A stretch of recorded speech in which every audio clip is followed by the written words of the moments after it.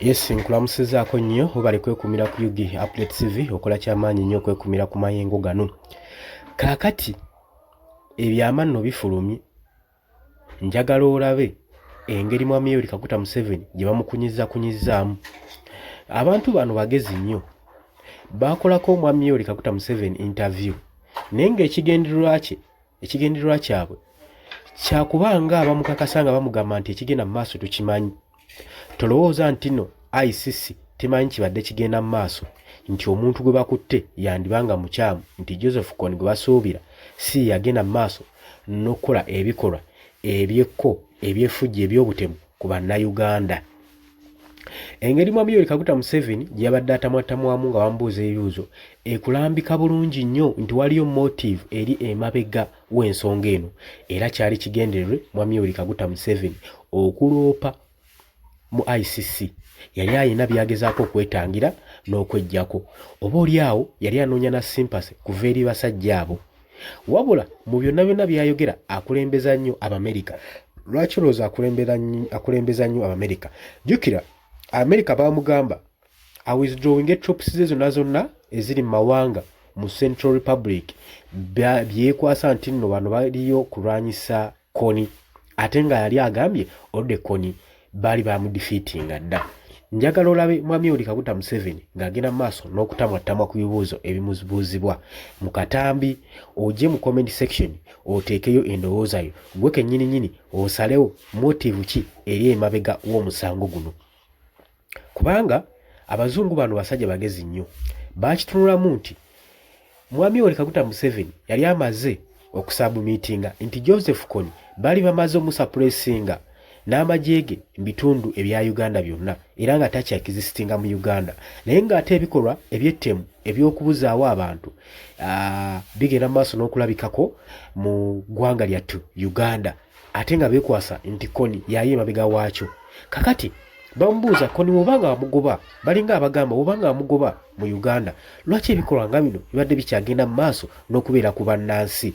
Ye ate bw'obanga wamugoba ogambye nti Kony wamudefeatinga, ate ki kyemukola mu Central Republic nti ate mulwanyisa Kony, munoonyaayo ki? Y'ensonga lwaki bamuteekako akazito awithdrawing amagye ge okuva mu Central Republic. Sooka ogenda kwetegereza akatambi ako otubuulire engeri gwe gy'olowooza ku nsonga zino. Lwaki bamuteekako akazito nga balinga abagamba nti ensonga ezikudeploying sa troops zo mu mawanga ag'enjawulo nti olwanyisa Kony, motive si ndala nnyo, era ebya Kony byakwekwasa. Akatambi nno oba interview eno yamutuulamu, gwe ky'oba olina omumanya wano Munnayuganda osaanidde okwetegereza ennyo ebintu bino, ogende ng'obigoberera step by step. Oli ku UG Update TV kosinza obanga otuwuliriza ng'otannatweyunga kukkirira wansi waliwo ekigambo subscribe kikondeko obeere ng'otweyungako. Abali mutala w'amayanja mu diaspora mbatumiddeko nnyo. Njagala weetegereze akatambi n'oluvannyuma tugende maaso n'okuba nga tuproceedinga olabe motive eri emabega wa Mwami Yoweri Kaguta Museveni lwaki yali adeployinga amagye mu Central Republic ng'alaga nti Kony akyexistinga, ate nga bano yali agambye Kony bamusuppressinga takyali existed mu ggwanga lyattu Uganda. Wetegereze akatambi. Where is Joseph Kony now? We defeated them in Uganda. How many times have you defeated them? Oh, yes. Many times. So why aren't they finished? Well, we defeated them. How many defeats do you need to finish them? We defeated them in Uganda, in South Sudan. Everywhere. In the Central African Republic.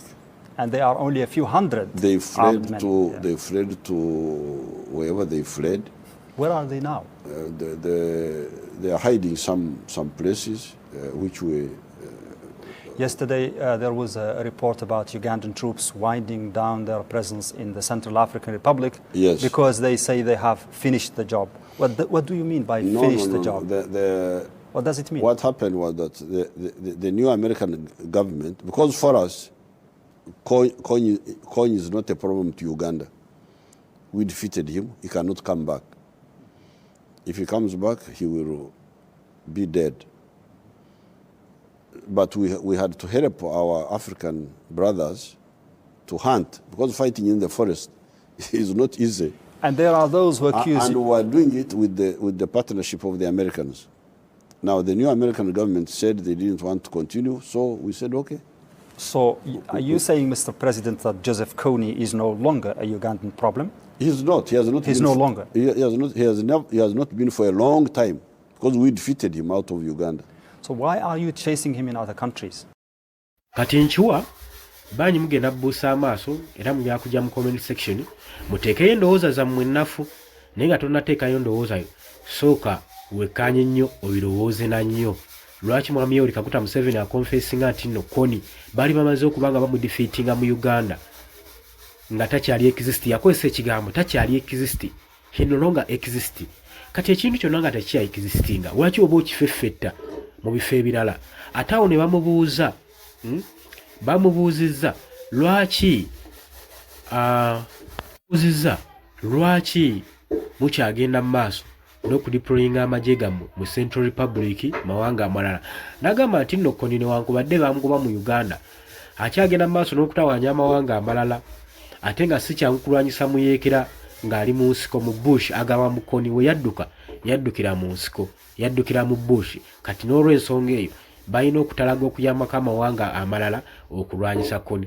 Naye n'agamba nti naye gavumenti empya eya Amerika we yajja n'ebaforcinga okuba nga bawithdrawinga amagye gaabwe mu bitundutundu eby'amawanga amalala, era n'agamba nti kitakirinaako buzibu era kye yakoze kwe kuwithdrawinga amagye ge.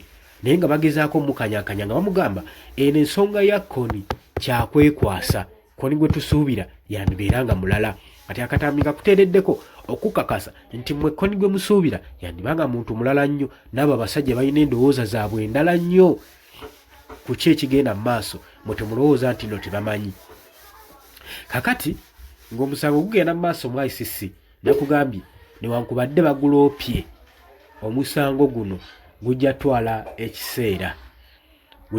ddala ekiseera.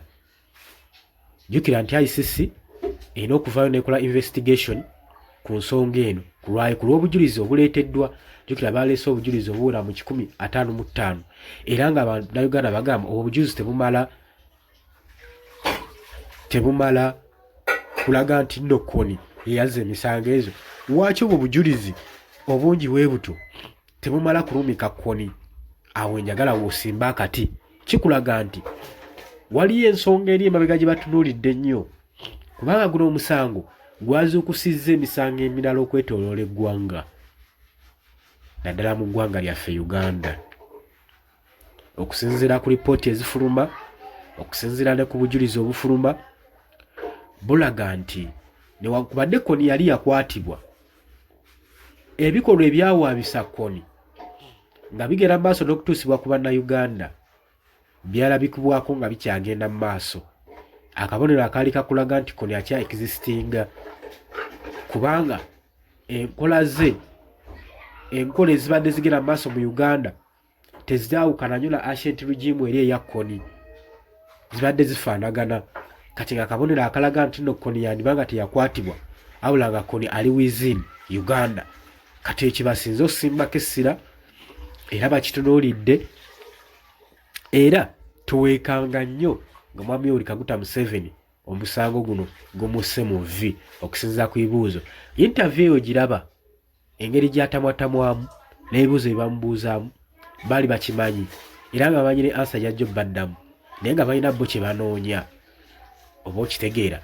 Kakati ng'oggyeko ku bikolobera omwami Yoweri Kaguta Museveni ne mutabani we Chief of Defence Force Muhoozi Kainerugaba bye batuusa ku Bannayuganda, kati jjukiramu recently wano Eddie Muto okuwambibwa n'engeri gye yakinyizibwamu. Obwonna bubonero obukulaga nti nno ebyo byaliwo mu mirembe giri egya Kony, ti Kony akyeexistinga, kibalinga kibaagala okulambika mu nsonga eno. Nti lwaki oba Kony wamukwata era n'omusuppressinga mu bitundu by'eggwanga lyonna erya Uganda, lwaki Bannayuganda badde bagenda maaso n'okuttibwa? Lwaki badde babuzibwawo? Lwaki babaddewo ebintu ebyapeninga mu ngeri eri surprise nga biringa ebiraga nti nno abayeekera bakyali mu ggwanga lya Uganda? Ekyo abasinga mukibuusizza amaaso. Kakati okusinziira ku ICC yeegeragera mu maaso, okusinziira ku presentation eya hearing eyabaddewo, bagenda maaso n'okubanga basubmitinga enkola zaabwe nga bulijjo okola investigation okunoonyereza ku ki kye basubmitinze kye balisiivinze. Naye nga we nagambye Mwami Yoweri Kaguta Museveni naye tatudde ne gavumenti ye bagenda maaso n'okubanga bakuliyetingawo diversion ng'ez'okuwamba bakulembeze b'ekitebe kino ekya National Unity Platform basobole okujja ku bannayuganda ku mulamwa. Jjukira nti no ICC yataddewo enkola n'esuubiza bannayuganda abalina obujulizi obw'enjawulo baleme kutya kusubmitinga bujulizi obwo mu ICC kubanga bagenda kukuumibwa nga bali seefu, amannya gaabwe tegajja kwasanguzibwa, location zaabwe tizijja kwasanguzibwa. Era kigambibwa nti musango guno okusinziira ku lipooti ezifuluma gwandibanga gugguliddewo Uganda bannayuganda ekkubo okusobola okulaba nga baakisesinga ICC kubanga lwo tekibadde kyangu olw'ensonga nti kooti za wano ye process gye twali tulina okuyitamu okutuuka mu ICC High Court. Naye nga kooti za wano zifunctioninga bulungi nnyo mu local criminals, naye omusango gwonna nga gwekuusaamu politics babadde se bagulolinga out.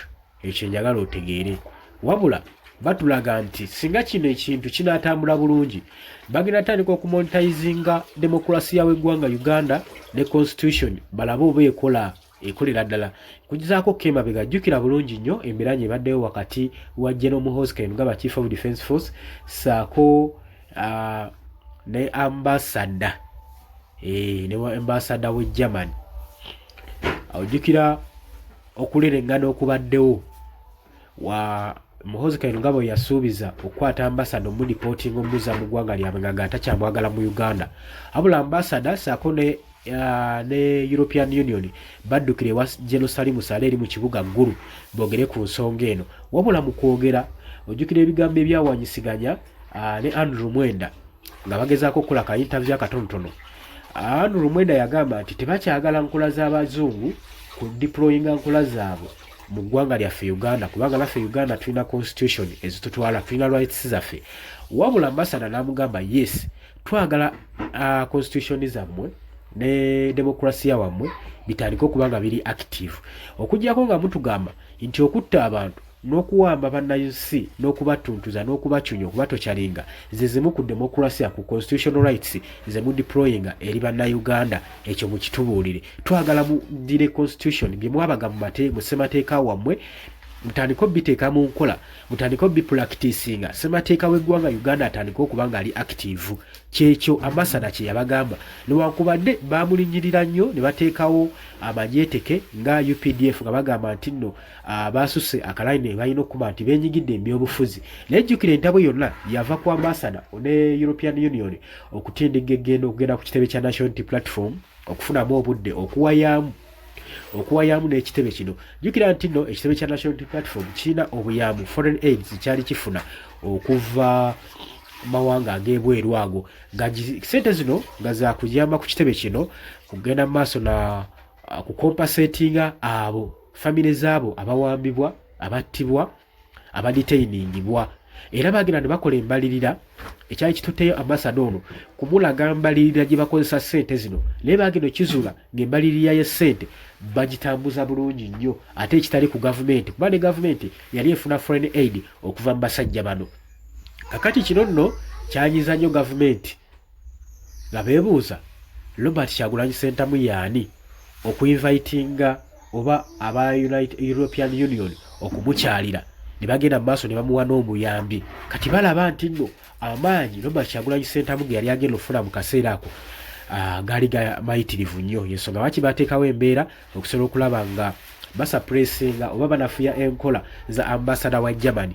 Naye byonna byonna ebyawaayizibwa ambassador nti yeegatta n'abayeekera yomu bijjukira nti omu ku bafacilitating obuyeekera mu ggwanga lyattu Uganda olw'ensonga nga bagamba nti ekibiina kya National Unity Platform si kibiina kya byabufuzi ng'emulowooza, wabula bagamba nti branch y'abayeekera ba ADF era nga bagenda kuba nga bakwatibwa. Kakati ensonga zino zaatuuka mu ggwanga erya Germany. Minister of Foreign Affairs w'e Germany yavaayo n'agamba bye baagala ffe tetubimanyi, wabula kye tumanyiiko nti ambassador waffe agenda mu maaso n'okukola omulimu gwe nga bwe kyetaagisa era nga ffe tetukirinamu buzibu kubanga tulaba nga actinga bulungi nnyo n'omulimu gwe. kakati kuzizaako emabega katono osooka olabe nti abasajja bano ebisinga badde babiraba naye nga balinda kaseera naye tekitegeeza nti gwe munnayuganda nawe osirike onasigala mu maaso n'ogenda n'obanga olaba embeera nga weebeereramu. Jjukira nti nno ebiseera kati bye tugenda mu biseera bya kalulu 2026. Abawagizi b'ekibiina ekiri ku ludda olw'opposition bageragera maaso n'okuwambibwa bangi. Ebikolwa ebisingako awo bigeragera maaso n'okulabibwako. Naye enkizo gye tuyina nti kano akalulu ka 2026 kirungi kagenda kubeerawo ng'omusango guno guwuliddwako era nga bategedde n'enkola demokrasi engeri gyatambuzibwa mu ggwanga Uganda. Tomanye yandibeera chance ey'okumonetizinga akalulu ka 2026. Munnayuganda n'obeera favored enteekateeka zo n'ebiruubirirwa byo ne biyitamu. Oli ku UG Updates Civic Wadosis oba ng'otuwuliriza. Batumiddeko nnyo abali mu diaspora okusobola okujja mu comment section, subscribinga, likinga, sharinga. Mbaagala nnyo, mweraba.